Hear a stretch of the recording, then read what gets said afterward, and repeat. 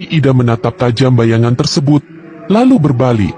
Tidak, ini bukan ulah Arai Sampit secara langsung, ujarnya. Ada kekuatan lain yang menggunakan namanya. Sesuatu yang lebih tua, lebih kuno. Tiba-tiba, istana berguncang hebat. Ombak di lautan mengamuk, dan suara tawa mengerikan menggema dari berbagai sudut. Nyai Ida segera bertindak.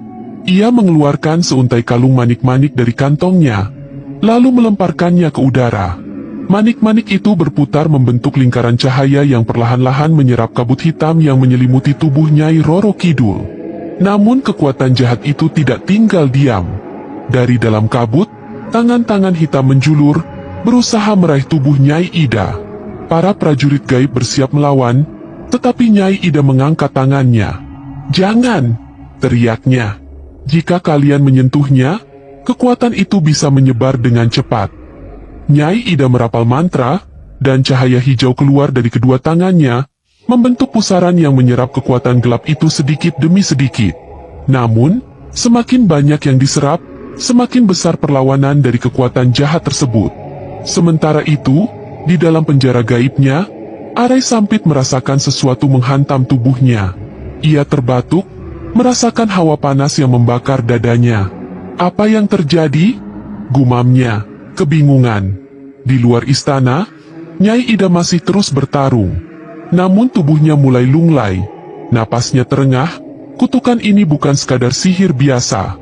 Ini adalah ikatan dendam yang berakar dari zaman yang nyaris terlupakan. Sementara itu, dari ranjang emas di tengah ruang utama, Nyai Roro Kidul mengerang. Tubuhnya mengejang, dan semakin banyak kabut hitam yang membuncah keluar dari tubuhnya.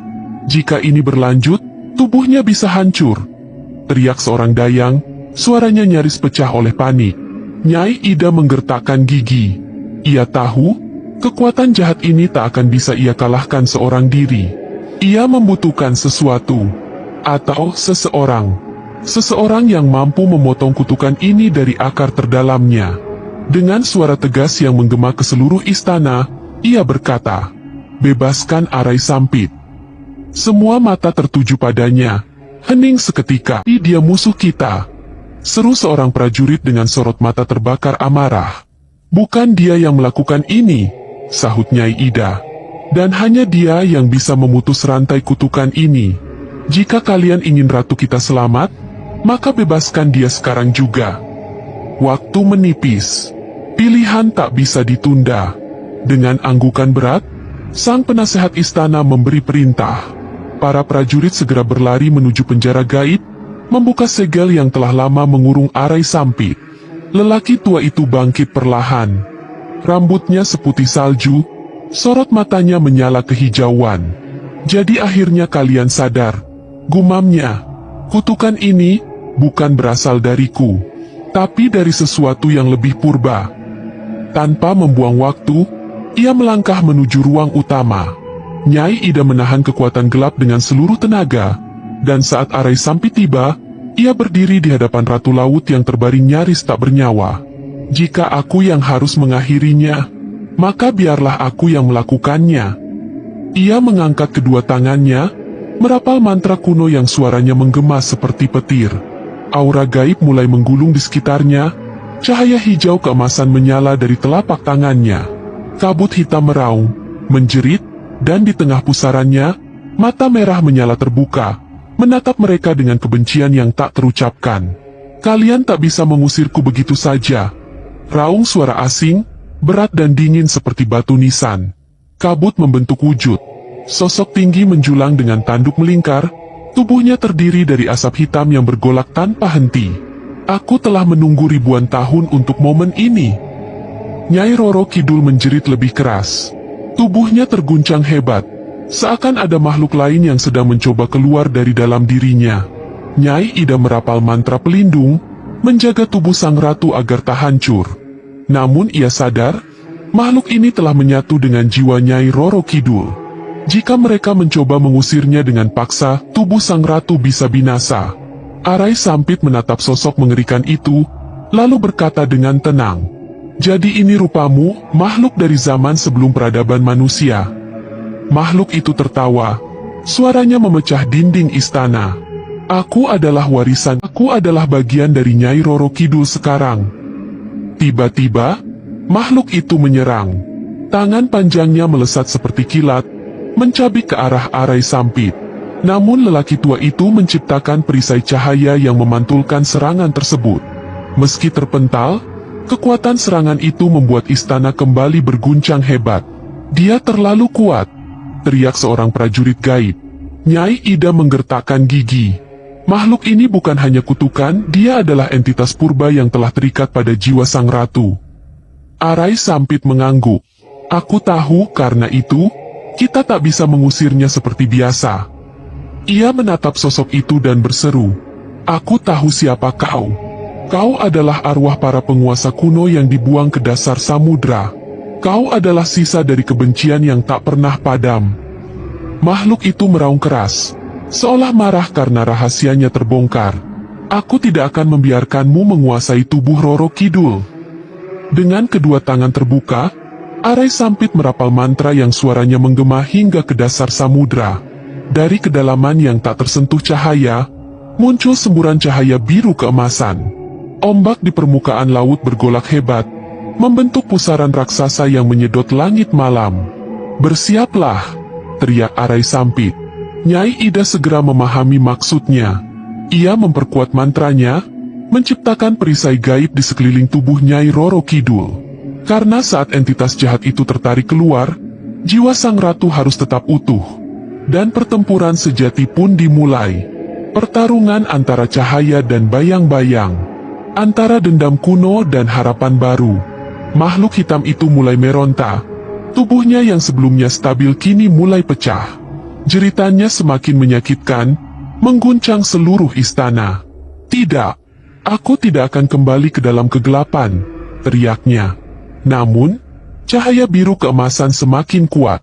Ombak lautan yang sebelumnya tenang kini bergemuruh, seolah ikut melawan kehadiran makhluk tersebut. Arai Sampit, dengan kekuatan terakhir yang tersisa, mendorong makhluk itu sepenuhnya keluar dari tubuh Nyai Roro Kidul. Tubuh sang ratu yang semula bergetar kini mulai tenang, meskipun nafasnya masih lemah. Makhluk hitam ibarat energi yang diciptakan oleh Arai Sampit dan Nyai Ida. Saatnya mengakhiri semuanya, teriak Arai Sampit, dengan kekuatan terakhirnya merapal mantra penutup, mengunci makhluk itu dalam segel gaib. Pusaran air yang mengamuk berubah menjadi pusaran cahaya yang menyedot makhluk itu ke dalam kegelapan abadi. Jeritan terakhirnya menggema sebelum akhirnya tubuhnya sepenuhnya tersedot dan menghilang. Begitu makhluk itu lenyap, suasana istana mendadak menjadi tenang. Ombak lautan yang sebelumnya mengamuk kini kembali tenang. Nyai Roro Kidul menghela nafas pelan. Matanya mulai terbuka meskipun masih terlihat lemah. Para penghuni istana berlutut, menatap takjub ke arah Nyai Ida dan Arai Sampit yang berdiri tegak setelah pertarungan panjang itu. Dengan nafas terengah-engah, Arai Sampit menoleh ke arah Nyai Ida. Sudah selesai, gumamnya. Nyai Ida mengangguk pelan, lalu berbalik menatap Nyai Roro Kidul yang kini telah terbebas dari kutukan yang hampir merenggut nyawanya. Namun, ini belum berakhir. Masih ada satu keputusan yang harus diambil oleh sang ratu lautan. Seluruh istana laut kembali dalam keheningan. Ombak yang tadinya menggulung ganas kini hanya menyisakan suara gemuruh pelan. Nyai Roro Kidul masih terbaring di singgasananya. Nafasnya belum sepenuhnya stabil. Namun matanya kini kembali bersinar seperti sedia kala. Arai Sampit dan Nyai Ida berdiri di hadapan sang ratu, menunggu keputusan yang akan diambilnya. Para prajurit gaib yang sejak tadi menyaksikan pertarungan dengan tegang kini berlutut dengan penuh hormat, bersiap menerima titah penguasa mereka. Nyai Roro Kidul mengangkat tangannya perlahan, mengisyaratkan agar semua orang diam. Suaranya terdengar lemah, namun tetap mengandung wibawa yang luar biasa. Aku sudah kembali, ucapnya pelan.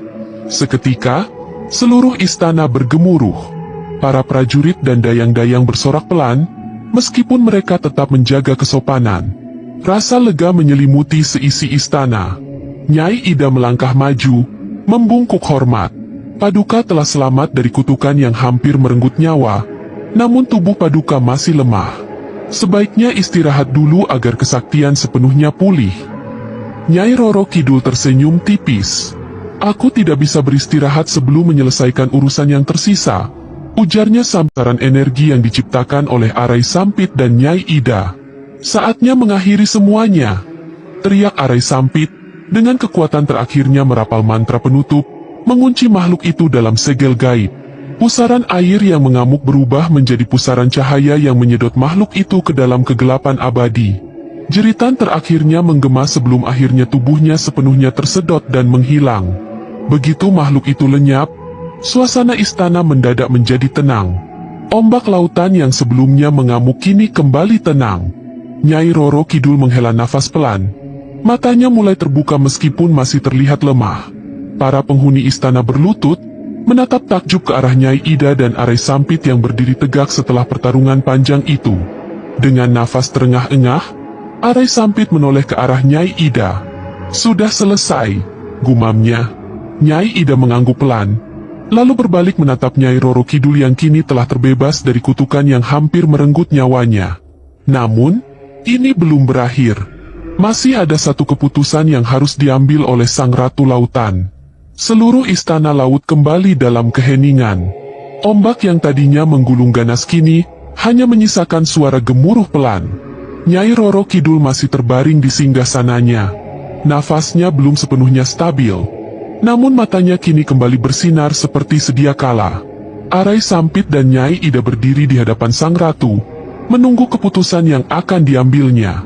Para prajurit gaib yang sejak tadi menyaksikan pertarungan dengan tegang kini berlutut dengan penuh hormat, bersiap menerima titah penguasa mereka. Nyai Roro Kidul mengangkat tangannya perlahan, mengisyaratkan agar semua orang diam. Suaranya terdengar lemah, namun tetap mengandung wibawa yang luar biasa. "Aku sudah kembali," ucapnya pelan. Seketika, seluruh istana bergemuruh. Para prajurit dan dayang-dayang bersorak pelan, meskipun mereka tetap menjaga kesopanan. Rasa lega menyelimuti seisi istana. Nyai Ida melangkah maju, membungkuk hormat.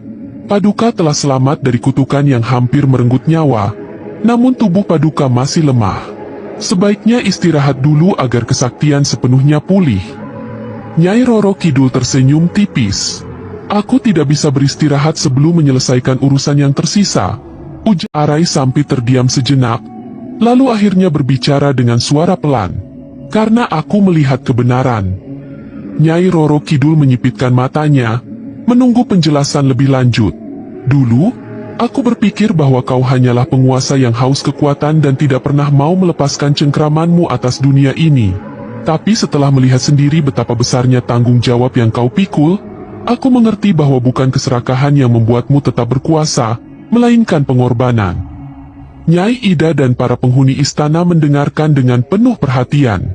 Arai Sampit melanjutkan, "Kutukan yang hampir merenggut nyawamu itu bukan hanya akibat dari sihir, tapi juga beban yang telah kau pikul sendiri.